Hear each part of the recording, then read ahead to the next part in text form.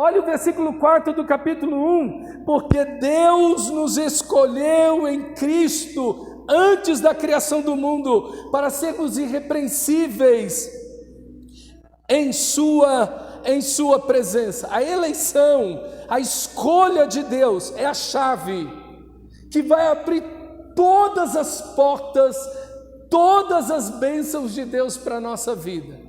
O texto sagrado diz que a eleição é esse passaporte que nos conduz à presença de Deus. A pior coisa que o pecado fez conosco, a maior destruição que o pecado fez com o ser humano, foi tirar Deus dele, foi tirar do ser humano a pessoa, a presença de Deus.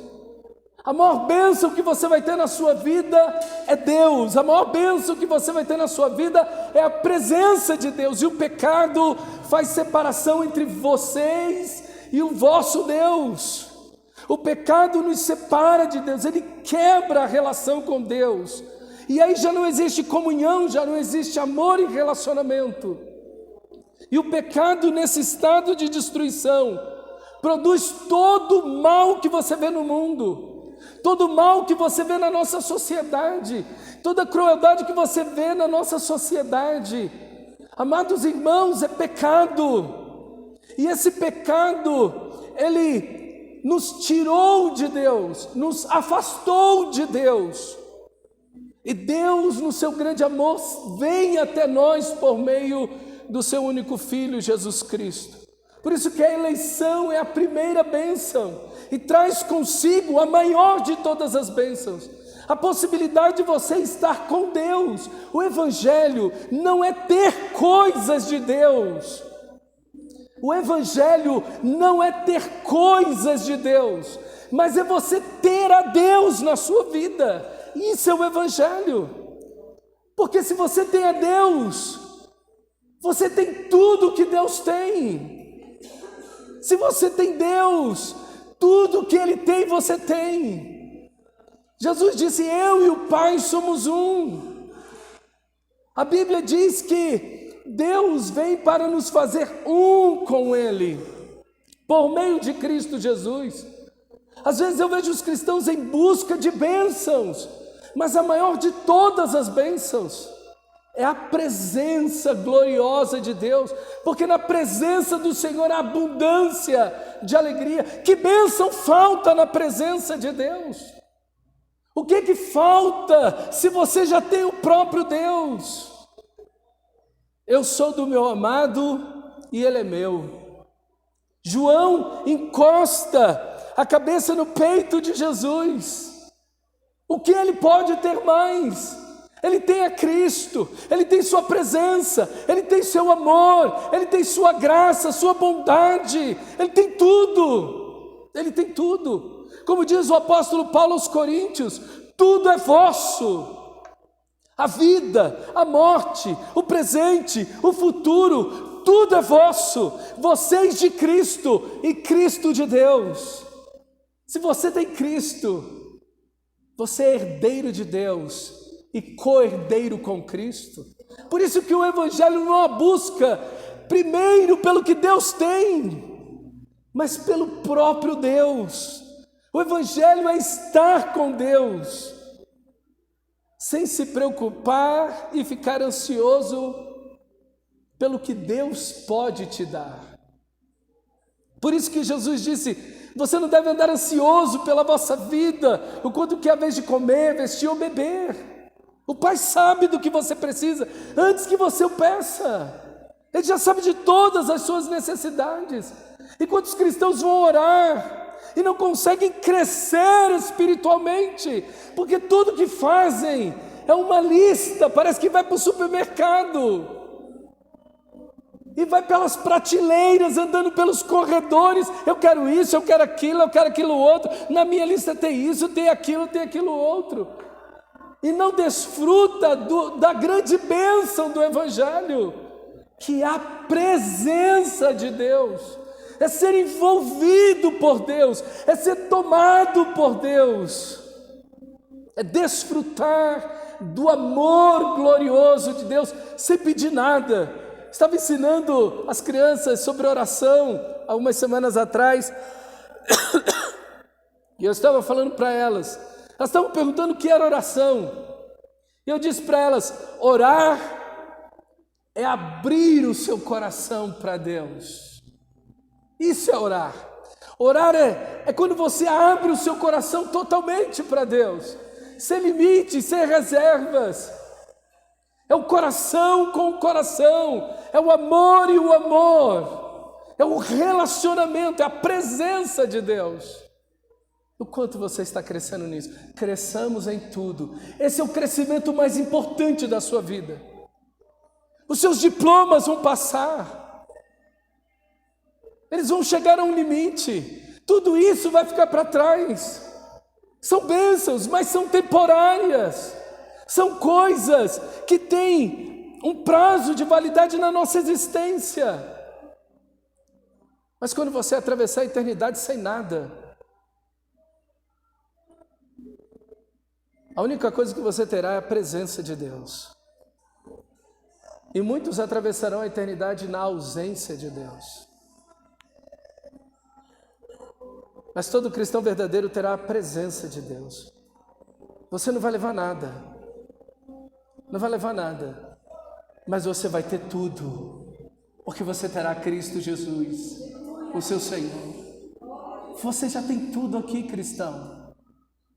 Você já tem tudo aqui. E você valoriza esse tudo, como maior do que tudo, como amar o Senhor teu Deus acima de todas as coisas. Ele é o primeiro, é o único, igual a Ele não há ninguém, nada em sua vida, e você o ama de todo o coração. Isso é o Evangelho, isso é o Evangelho, essa é a grande bênção do Evangelho, a bênção da eleição, que nos conduz à presença de Deus. Olha o versículo 5, a segunda bênção: em amor nos predestinou para sermos adotados como filhos por meio de Jesus Cristo, conforme o bom propósito da sua vontade, para o louvor da sua gloriosa graça, a qual nos deu gratuitamente no amado. As duas primeiras bênçãos não diz respeito ao que você pode obter de Deus. A primeira diz que a porta da presença de Deus se abriu para você. Por quê? Porque o coração de Deus já está aberto para você. E em amor nos deu um destino. E o destino que Ele nos deu é sermos seus filhos. Hoje eu estava respondendo para o meu sobrinho, que ele me fez uma pergunta escatológica sobre o fim do mundo e tal, aquela coisa toda. E eu estava falando para ele que nem todo mundo, porque no Brasil todo mundo, ou a maioria das pessoas dizem: eu também sou filho de Deus. É um jargão, né? É um ditado: eu também sou filho de Deus. Mas de fato, irmãos, o texto nos diz que o destino que Deus tem para mim e para você, o fim, o início da vida cristã, mas o fim da vida cristã nessa plenitude, é que esse amor que Deus tem por mim e por você nos acompanhe todos os dias da nossa vida. E nesse amor nós possamos ser adotados como filhos. Veja a imagem maravilhosa de Deus. Esse Deus que quer nos trazer a sua presença, esse Deus que quer ter essa aliança maravilhosa conosco, o Pai e seus filhos, a quem Ele ama. O coração de Deus está aberto para você. Os céus não estão fechados porque Cristo morreu naquela cruz, porque tu não te aproxima de Deus para desfrutar esse amor maravilhoso. É isso que é a oração, é um coração aberto ao coração de Deus. Sabe, irmão, esse relacionamento vivo, intenso, profundo, diário, contínuo, ininterrupto, com esse Deus que ama você, que é amor, te escolheu para você ser filho dele. Essa semana descobriram a galáxia mais distante do universo. 13,3 bilhões de anos-luz. Você sai daqui a 300 mil quilômetros por segundo e sem parar, daqui a 13 bilhões e 300 milhões de anos você vai chegar lá. Esse é o Deus que ama você. Nessa grandeza, nessa profundidade, nessa dimensão. Esse Deus maravilhoso que olha para mim e para você. Que Deus bondoso. Esse Deus que quer que sejamos seus filhos, que vivamos nesse relacionamento de amor com Ele, cresçamos em tudo. Crescer nesse relacionamento de amor com Deus, crescer nessa confiança do Pai Celestial, crescer sabendo que esse Deus que cuida de tudo, esse Pai que cuida de tudo, quando Ele te adotou, e essa é a ideia romana e grega da adoção, quando Paulo está escrevendo esse texto, é que quando você é adotado, quando alguém naquela época era adotado, todo o passado daquela pessoa era apagado. Você tinha cometido algum crime, tinha sido apagado. Todo o seu passado foi apagado. Toda a sua conexão com a família que você tinha foi quebrada. Agora, é como se você tivesse nascido a partir daquele instante.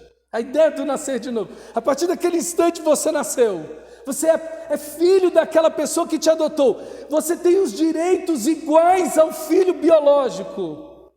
Você tem os mesmos direitos de Cristo Jesus. Por isso que Jesus disse, lá em Apocalipse, capítulo 3, ao vencedor, dar-lhe-ei sentar-se comigo no meu trono. Assim como eu venci e sentei no trono com meu Pai.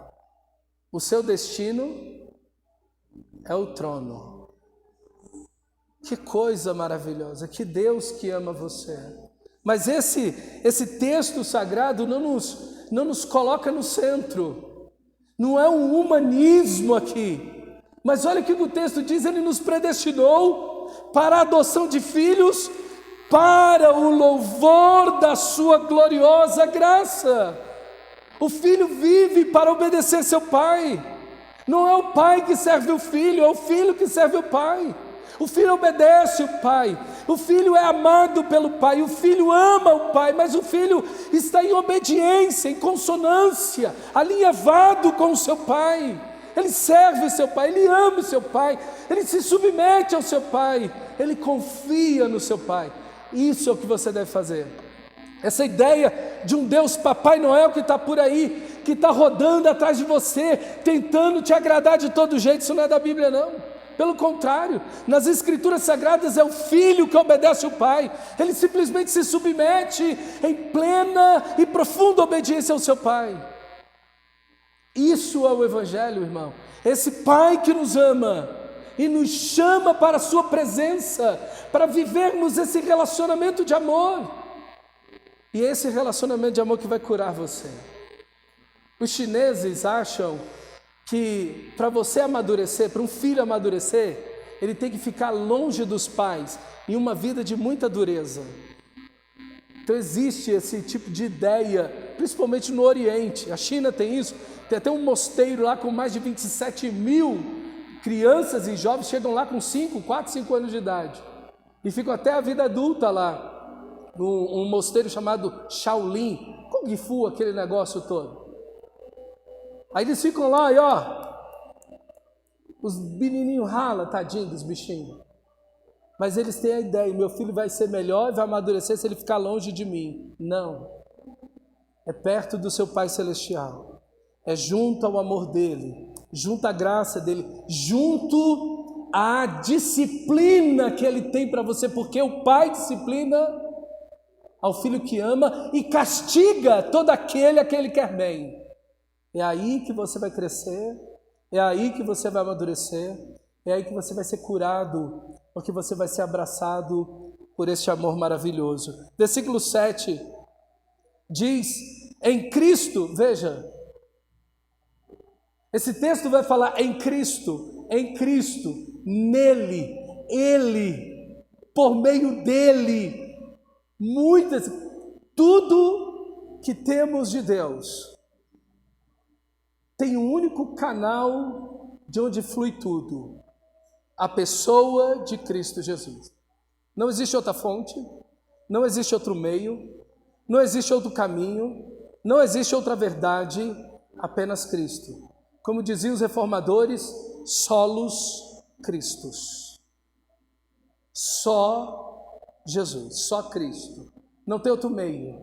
Você só se aproxima de Deus por Cristo. Você nunca vai chegar à presença de Deus sem Cristo. Você nunca vai ser aceito sem Cristo. Sempre é Cristo e somente e tão somente Cristo. Versículo 7, em Cristo temos a libertação que foi feita pelo seu sangue. Como Paulo vai dizer em Romanos, no capítulo 6, versículo 14, que o pecado não terá controle, domínio, senhorio sobre vós, porque vocês não estão debaixo de uma autossalvação, tentando salvar-se a si mesmo, mas vocês estão debaixo da graça de Deus que salva vocês. A libertação é o preço pago para um escravo ser livre. Foi o sangue derramado na cruz que te libertou. E aqui está o cristão, o Filho de Deus, o verdadeiro Filho de Deus, é o mais livre de todos os homens. Ele é o mais livre, o mais feliz de todos os homens. Ninguém pode ser mais livre que o cristão. Sua mente não está cativa a uma ideia, a uma filosofia, a uma ideologia. Não, sua mente está cativa em Deus. É Deus, é a palavra de Deus, inerrante, na qual sua mente está cativa. É a Deus a quem ele ama, é a Deus a quem ele serve. E ele vive a vida crescendo em tudo, porque ele está livre. Se o Filho te libertar, verdadeiramente, você será livre. Você vai ser livre. Livre do pecado que produz a morte. O pecado não terá domínio sobre vós. Ele não é mais senhor do cristão. O cristão não está, como Paulo vai dizer em Romanos capítulo 8, você não está obrigado a pecar. Que tremendo isso! Que homem pode dizer isso no mundo? Todo ser humano sem Cristo é escravo do pecado. Ele é escravo das paixões, dos desejos, das inclinações. Como dizia Agostinho, meu coração é o peso que faz a minha alma se inclinar. Minha alma se inclina para todas as minhas paixões e me faz escravo delas. O cristão não é escravo do consumismo, da imoralidade, de absolutamente nada. Ele é o mais livre de todos os homens. Ele não é escravo de ser humano algum. Ele está livre. Ele está livre. Ele está livre do pecado, ele está livre da morte. Veja como morrem os ateus. A maioria deles é um desespero terrível. A maioria deles, alguns dos grandes, Voltaire, era uma enciclopédia, aquele francês, ambulante. Ele morre e outros também morrem de forma que você fala, meu Deus. Uma senhora, uma enfermeira diz, nem por todo o dinheiro da Inglaterra eu cuido de novo de um ateu no leito de morte. Ele dizia, eu estou caindo em trevas e eu vejo o inferno diante de mim e não tem quem me salve. Ele disse a vida inteira que não tinha nada disso, que nada disso existia. Agora no final de sua vida, outro se ajoelha diante de uma cadeira para pedir perdão. Mas o cristão, sabe o que a morte pode tirar do cristão? O seu pecado. Porque a morte, que antes era a maior tragédia do ser humano, agora para o cristão é o anjo da bênção. Porque do momento que eu fechar os olhos aqui e abrir os meus olhos na eternidade, verei a Cristo.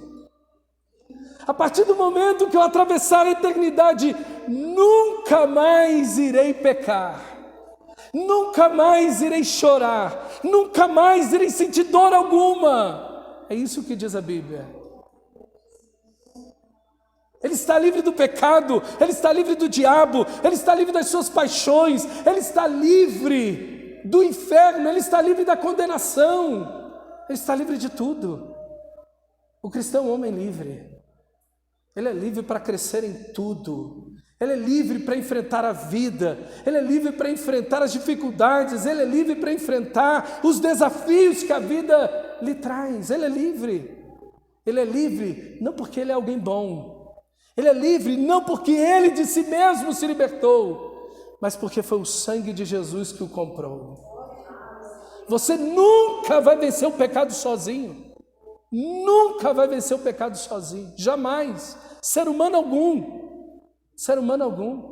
As pessoas acham que, e eu acho extraordinária a perspectiva de Spurgeon,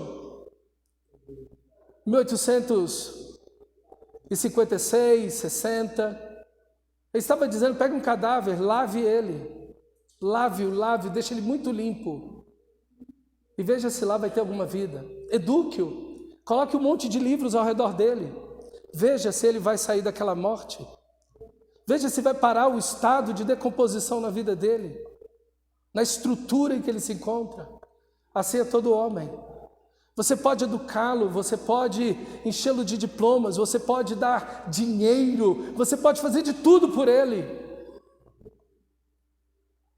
Mas ele ainda vai estar inclinado ao pecado, escravo das trevas, sem Deus, sem esperança. E muitas vezes, como a gente está cansado de ver aí, a gente esperava de pessoas que têm algum diploma, algo melhor na vida, um comportamento melhor, uma vida melhor, e são pessoas que estão fazendo atrocidades por aí. E a gente fala, meu Deus, a gente esperava algo melhor dessas pessoas. Nada contra diploma, irmãos, e vocês sabem disso. Mas você achar que o diploma vai fazer de alguém um ser humano melhor, é um ledo engano. A história já te provou que isso não funciona. Meus irmãos, o que liberta o indivíduo é Cristo Jesus. É Cristo Jesus. Você pode colocar ouro e cobrir essa pessoa de ouro, ele vai continuar morto nos seus delitos e nos seus pecados. Ele vai continuar a mesma pessoa de sempre. A mesma pessoa de sempre. O dinheiro não melhora ninguém. Na realidade, o dinheiro revela as nossas paixões, né? Que aí você tem poder para dar corda e vazão que você deseja. Meus irmãos, a única coisa que pode nos libertar é o sangue de Jesus. Seja livre, para a glória de Deus.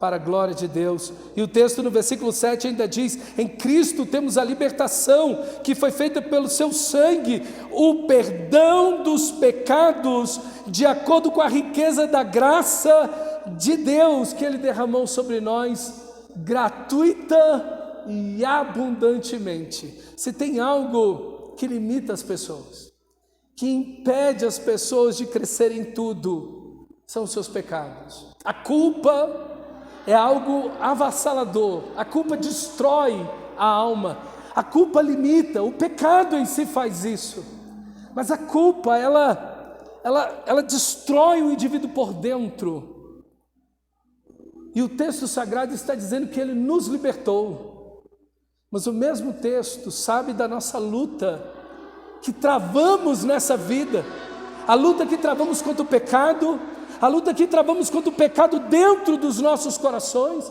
a luta que travamos com as nossas paixões, inclinações, as lutas que enfrentamos com o mundo, com as tentações que vêm de fora, o diabo, o tentador das nossas almas.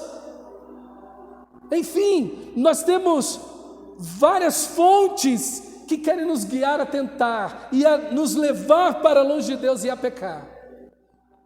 Mas o texto diz que em Cristo nós temos o perdão dos nossos pecados.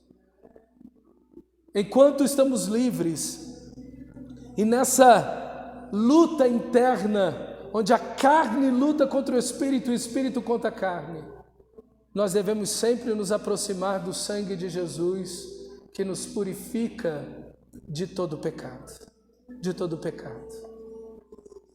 Muitas pessoas tentam por uma autopunição. Não, eu tenho que sofrer porque eu fiz isso de errado. Então eu vou me punir, eu vou sofrer, eu vou tentar pagar o meu pecado. É uma forma de me punir pelo que eu fiz, pelo que eu falei. Então eu vou sofrer isso aqui, eu vou sofrer o meu pecado. Alguns tentam se livrar do pecado pela culpa, pelo alto sofrimento. Ou não, eu vou tentar apagar os meus pecados, eu vou fazer um monte de coisas boas para que Deus me aceite. Só existe um jeito de Deus aceitar você: no sangue do seu Filho, que te purifica de todo pecado. Querido, não recorra à culpa, não recorra à autopunição ou às boas obras. Vá para o sangue precioso de Jesus. Aquela cruz que era minha e sua, foi dele, porque ele nos amou. Ele carregou sobre si as nossas maldições.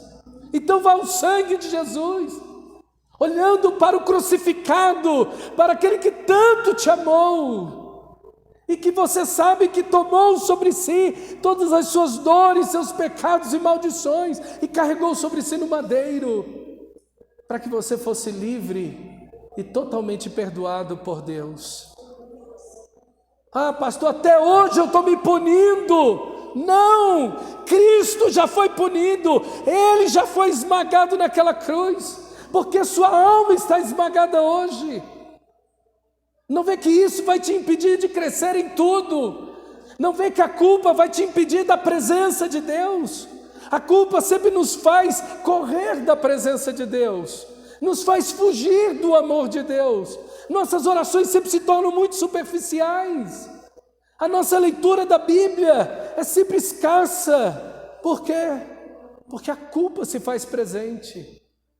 Nós não nos relacionamos com Deus por méritos. Ah não, eu vou pedir isso a Deus porque eu tenho crédito na minha conta. Então por mérito eu vou lá, olha, eu já fiz isso, Deus. Então já viu aí, né? Eu estou sendo fiel aqui, então, Senhor, olha aí, coopera aqui comigo. Não. Você está tentando relacionar-se com Deus em base a uma troca, em base às boas obras. Não. Ele te aceita por um único caminho, o sangue de Jesus. É o sangue de Jesus que te faz aceito para Deus. É o sangue de Jesus, não há outra coisa que te faça aceito por Deus. Porque todas as nossas boas obras estão contaminadas pelo orgulho. Não percebeu? Que todas as suas boas obras, todas as minhas boas obras, tem uma gota que a contamina toda, o orgulho. Você é um bom sujeito. Você é um cara legal. Você merece. Está aí você de novo fazendo algo bom, ponto positivo. Tudo está contaminado pelo orgulho, querido. Nós nos aproximamos de Deus unicamente e sem mérito algum, pelo sangue de Jesus. Isso traz tanta gratidão no nosso coração. E quando nós pecamos, nessa luta contra o pecado, não recorremos a outra coisa, a não ser o sangue de Jesus, que nos purifica de todo pecado. Pare de se relacionar com Deus por méritos, por obras, ou porque você merece, ou porque você acha que tem crédito com Deus, ou porque você é alguém certinho. Não. Deus não te aceita porque você é certinho. Porque todos pecaram. Não há nenhum justo, não há nenhum sequer. Não há quem entenda, não há quem busque a Deus. Romanos, capítulo 2, capítulo 3. Ninguém que se aproxime de Deus pode ser aceito por Ele. Nós só somos aceitos por quem Cristo é. E porque Cristo fez naquela cruz. Por isso que Ele te aceita. Unicamente por isso é que você é aceito por Deus. Então não vá a Deus por méritos, por obras, por culpa ou por penitência, como se isso fosse apagar seus pecados. Não. Só existe algo que apaga os seus pecados, o sangue de Jesus. E se é algo que vai te impedir de crescer em todas as coisas, é a culpa. A culpa vai te impedir de crescer em todas as coisas. Veja, a área que você tem culpa, você não cresce. Aquilo te estanca, aquilo te mingua. É um câncer que vai comendo aquilo por dentro. E aquilo você tenta e não vai nunca. Deixa a culpa, diz a Bíblia. Abandona a ira, se lança no amor de Deus. Creia que o amor de Deus superou os seus pecados, que o sangue de Jesus, que aquilo que Cristo fez naquela cruz, puniu e pagou todos os seus pecados, para que você possa ser livre e possa crescer em todas as coisas. Versículo 9, o Pai nos revelou o mistério da sua vontade, de acordo com o seu bom propósito que Ele estabeleceu em Cristo, isto é, de fazer convergir em Cristo todas as coisas, celestiais e terrenas, na administração perfeita dos tempos, a fim de que nós, os que primeiro esperamos em Cristo, sejamos para o louvor da sua glória. A terceira vez que o texto vai falar para o louvor da sua glória. Imagine uma coisa, deixa eu tentar simplificar esse texto para você. Você tem uma informação privilegiada. A informação privilegiada que você tem, ela é certíssima. Você sabe que daqui no final da semana, o dólar vai subir 10 vezes. Hoje ele está na casa dos 5, arredondando aí. $1 daqui no final da semana vai valer R$50 no lugar de 5. O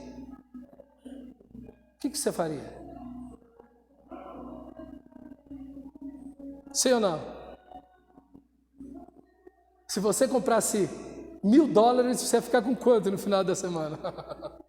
Essa é uma informação privilegiada. É isso que esse texto está falando com você. Ele está te dando uma informação privilegiada. Se você perguntar para todos os seres humanos qual o sentido da vida, o que vai acontecer no final da vida, o que vai ser depois que você morrer, e como o mundo vai acabar, como o relógio do Apocalipse que os cientistas fazem, né? Já tem aí, que foi criado junto com Albert Einstein e vários cientistas no século passado. E nunca esteve tão perto do ponto zero, né? Da meia-noite. Está ali, beirando, né? Chegando. E quem está dizendo isso não são os cristãos, são os cientistas. Está dizendo que o relógio está chegando em meia-noite, faltam poucos segundos aí. O que você vai fazer? Se você tem uma informação privilegiada. Olha o que o texto diz. O Pai nos revelou o mistério da sua vontade, de acordo com o propósito da sua boa vontade que Ele estabeleceu em Cristo. Isto é, fazer convergir na plenitude dos tempos todas as coisas nos céus e na terra, na pessoa de Cristo. Qual a informação privilegiada? Que o fim de tudo, a razão da vida, como tudo vai terminar, quem hoje atravessou a eternidade, os milhares nesse mundo, os que estão nascendo, os que já foram, e os que ainda serão, e os que ainda atravessarão a eternidade, porque todos atravessaram a eternidade. Tudo vai convergir no senhorio de Cristo Jesus. Todo joelho, toda língua confessará que Jesus Cristo é Senhor, para a glória de Deus Pai. Esse é o ponto convergente, esse é o ponto culminante, é assim que tudo vai terminar.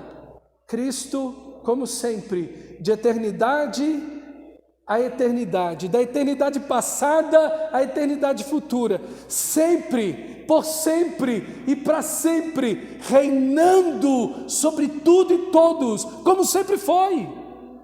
Como sempre foi. E como é que você vai investir sua vida? Como é que você vai investir seu tempo?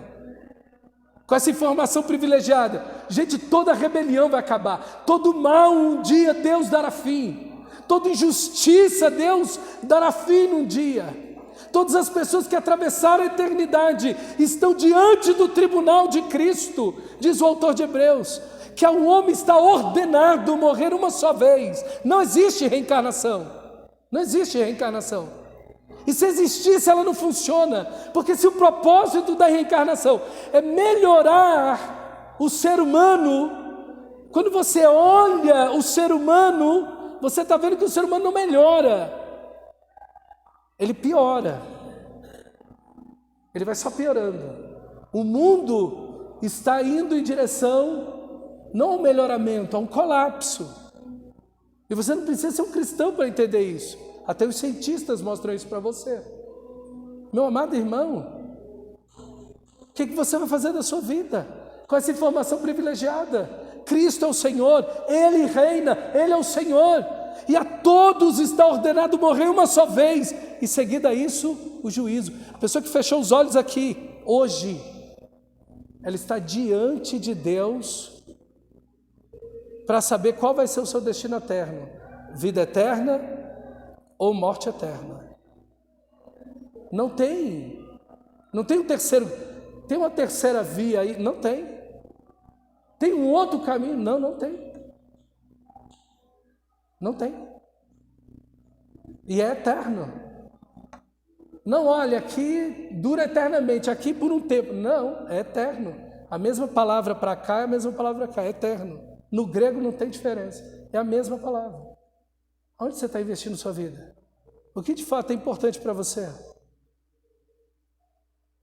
Como você vai viver daqui para frente? Diante da informação privilegiada que você tem. Que todas as coisas nos céus e na terra, tudo, todos, dobrarão o seu joelho e reconhecerão que Jesus é Senhor. Os demônios já fazem isso hoje. Não vê que todos os demônios, quando chegam perto de Jesus, se prostram diante dele e dizem: que temos nós contigo, Jesus, filho de Davi ou filho de Deus? Quem não reconheceu ainda a natureza sabe disso. Quem não reconheceu isso ainda, fomos nós pecadores. E esse é o reconhecimento que você deve ter. Vou viver daqui por diante como? Como vai ser minha vida? Onde eu vou investir meu tempo? Como vou trabalhar? Como vou estudar? Como vou viver a partir daqui? O que é de fato fundamental, importante na minha vida? Será que na minha escala de prioridades eu estou com a minha pirâmide invertida? Será que aquilo que tem muita prioridade está recebendo pouco tempo? E aquilo que deveria receber menos tempo e menos valor, eu estou dando muita importância?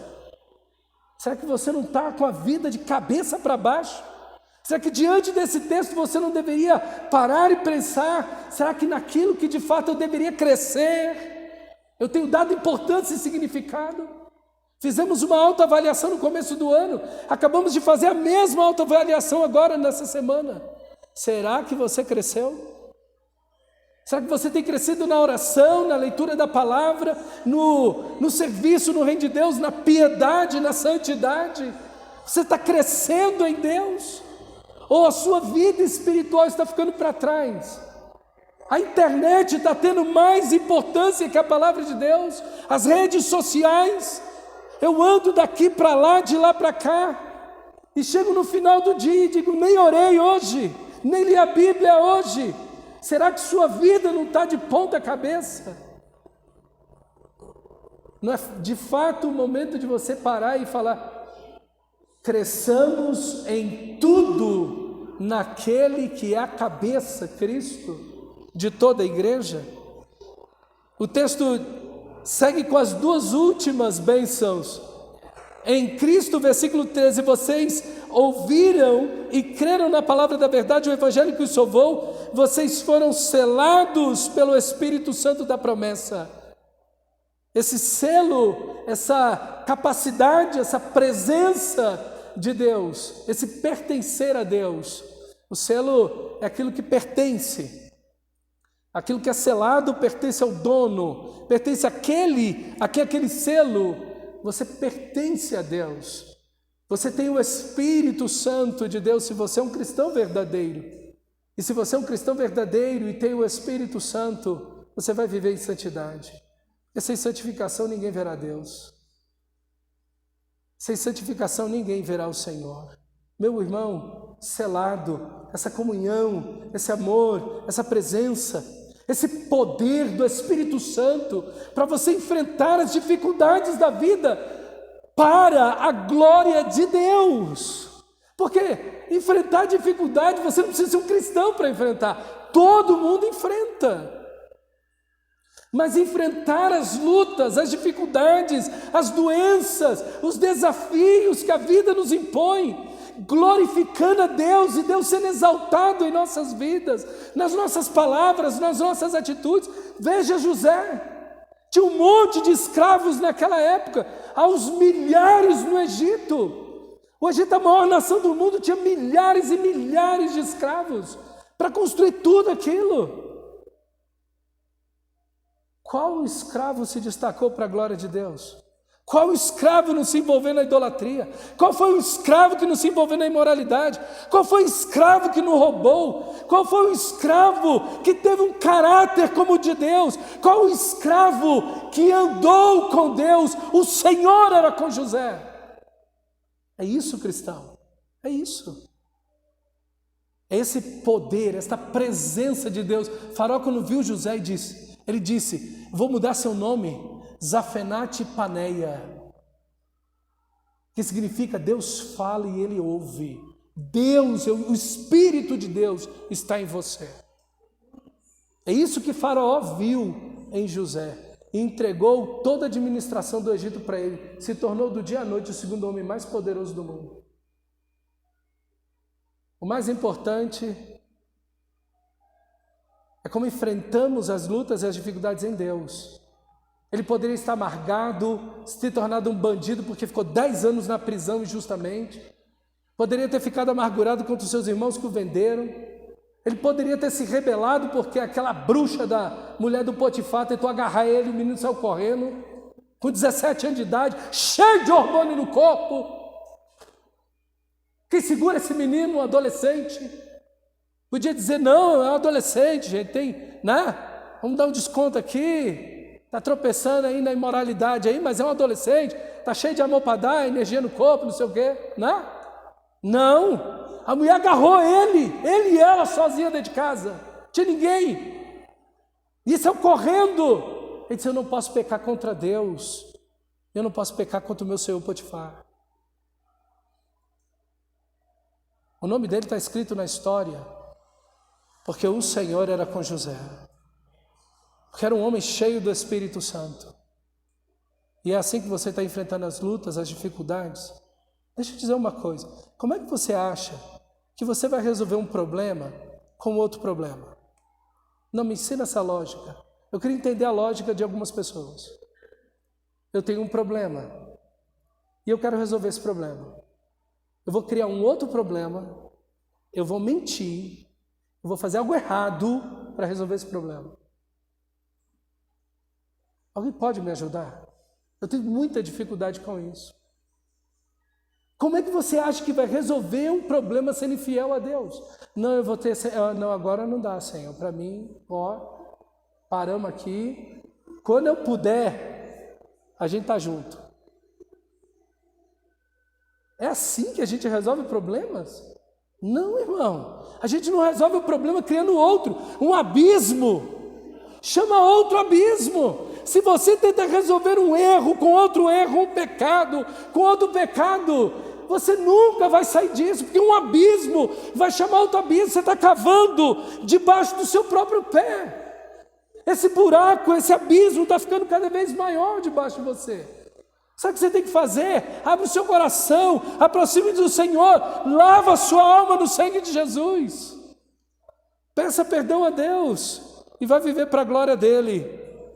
E vai viver cheio do Espírito. E ele termina dizendo: no qual temos a redenção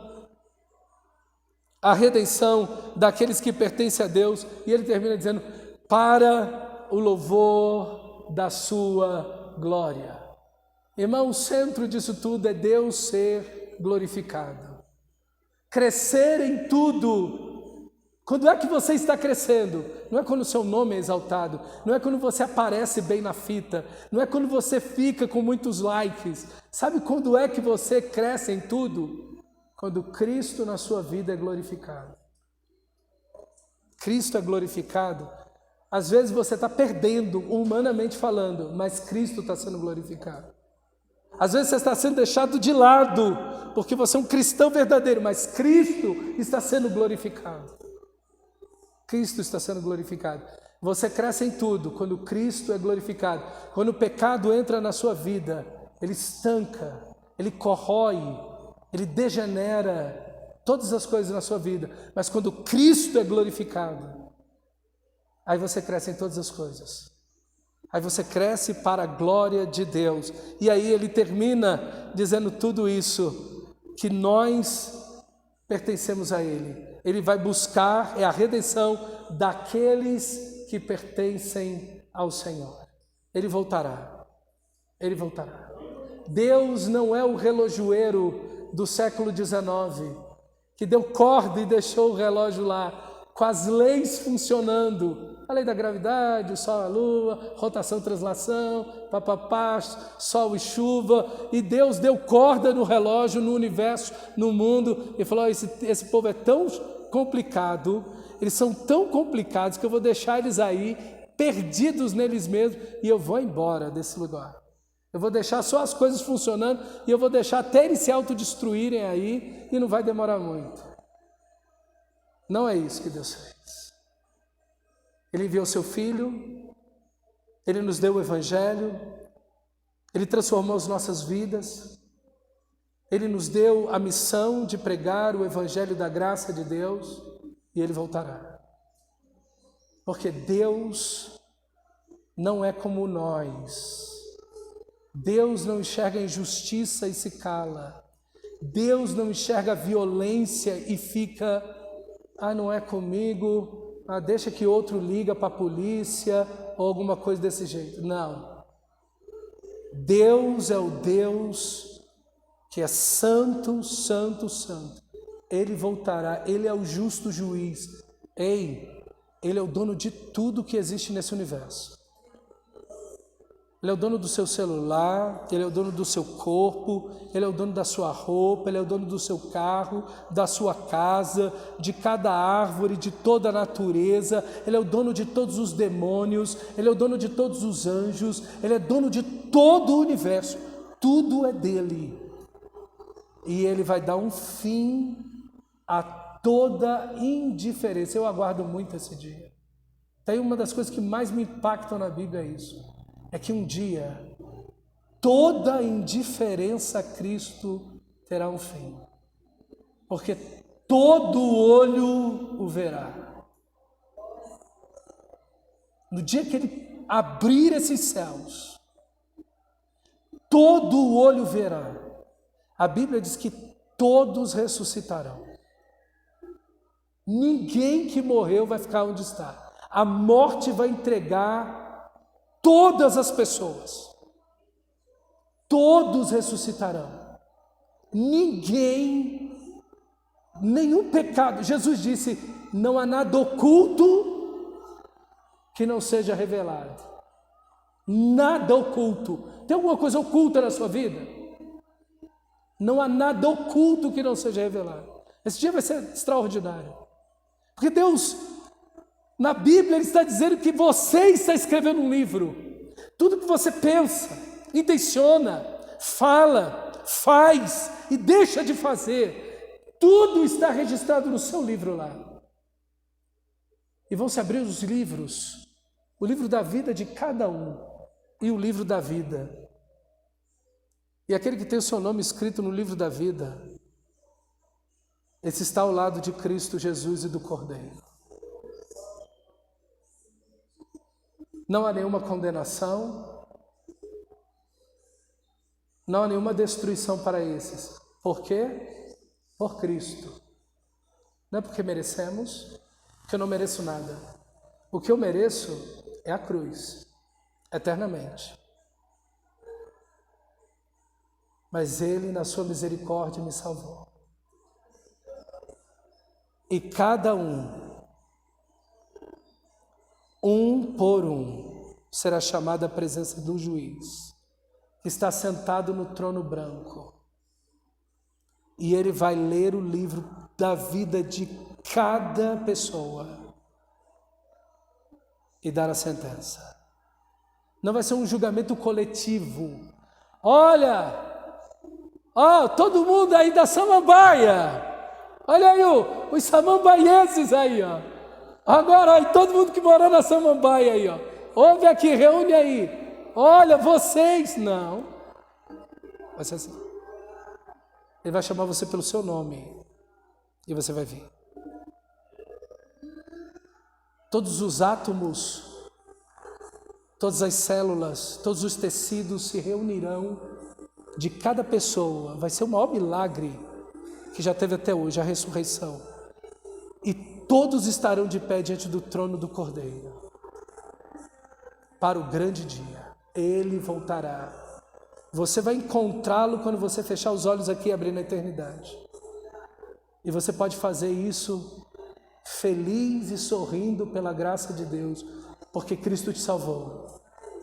Ou você pode fazer isso em tristeza e lamento, porque entrará na eternidade perdido. Hoje Deus chama você. Hoje Deus chama você ao arrependimento. Deus tem o perdão hoje para a sua vida. Deus ama você hoje. Deus quer te salvar hoje. Deus quer te libertar hoje. O coração de Deus está aberto hoje para você. Venha para Ele. Corra, atire-se ao trono da graça, ao trono da misericórdia. Alcance todo o amor e misericórdia de Deus, todo o perdão que Ele tem para você. Porque todo aquele que chamar por Deus será salvo. Quantos? Todo. Não há limite. Não, quem cometeu pecado tal não vem não. Não tem isso. Não importa qual pecado, qual vida você tenha vivido. Todo aquele que chamar por Deus, Ele vai salvar. Hoje é o dia da sua salvação. Hoje é o dia da graça. Vamos ficar de pé e orar ao Senhor da glória. Feche seus olhos, por favor.